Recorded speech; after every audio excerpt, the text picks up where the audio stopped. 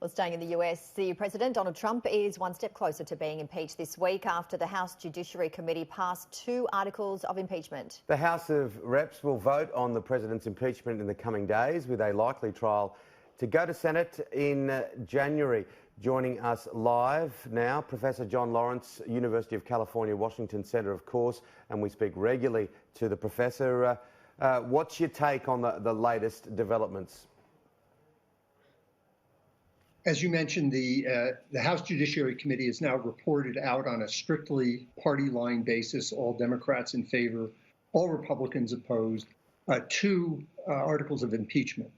Those are going to go to the House floor on Wednesday, and I think the outcome there is a foregone conclusion. The only real question will be whether or not some Democrats do not vote for both or one of them, and that may be an issue because there are some marginal Democrats.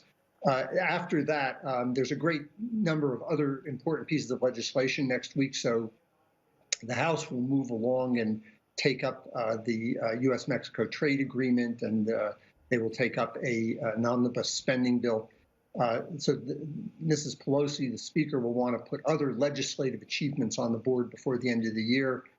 This impeachment will then go over to a trial in the Senate, and I think there will be some negotiations going on in the interim with the Senate Majority Leader and the White House as to exactly how that trial will be structured. It's very interesting, isn't it, Professor, because Nancy Pelosi has been mentioning from the start of this, and we've been talking about it with you as well, that this whole impeachment inquiry scenario could actually backflip and the person being impeached could actually have their popularity lifted. It's very hard to predict what's going to happen here because in the Senate there will be a trial, and that will mean that there will be the issues will be specified, and there may be witnesses. We just don't know what the response is. We know that to this point, it doesn't seem that there has been a significant movement in public opinion one way or the other as a result. But there were also polls that came out this week that indicated that most of the top Democratic candidates had leads over the president in a general election poll, and Senator Biden, Senator Sanders, significant leads. So it doesn't seem to be easy at this point to predict the overall impact on the American electorate of impeachment. It could backfire, but it also puts out there a very troubling record of what the administration has done, and particularly the president's behavior. So I wouldn't get into the prediction business here too soon on either side. No, you can't take out the crystal ball, but there's so many unknowns in and around this whole issue, and he has remained defiant the whole way through, President Donald Trump. Some people are saying that he's worried about his legacy if he is impeached. But when I look back at Bill Clinton, the last president to be impeached, it doesn't look like it stained him in any way. He's looked back as a president who was one of the best of the modern era. Yeah. And the only thing to keep in mind there is, and again, these are 25 years apart, it's very hard to make predictions, is that President Clinton was very popular when he went into the impeachment process in the House and in the Senate. President Trump is not particularly popular. His popularity is somewhere around 41%. And so there's a significant difference between the status of the 2 presidents going into the impeachment fight. The other unknown, of course, is that President Clinton, like the other presidents who have faced impeachment, was not facing a potential reelection. President Trump is, and that, I think, will inject a higher degree of politics into this entire process than might have been the case with some of the earlier cases. Let's talk about the win for Boris Johnson. Of course, he won that majority, the biggest win since 1987. What are you hearing from the US? Well, everybody loves to interpret these kinds of overseas developments as it serves them best. I think it does send a cautionary note. Boris Johnson's very disciplined effort to reach out into some of the traditional Labour constituencies in the north of England, so working class constituencies, and appeal to them on what we think of as populist issues, had obviously a significant appeal. He won 10, 15 constituencies that Labour had for decades.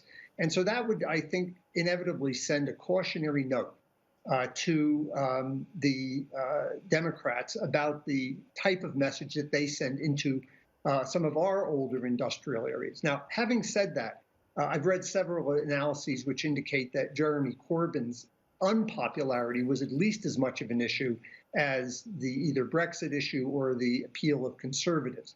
And that is also a cautionary note here to Democrats. Don't nominate somebody who overshadows the opposition. You want to keep the focus, in the case of the United States, on Donald Trump. You don't want to make your own candidate the topic of controversy and rile up public opposition to him.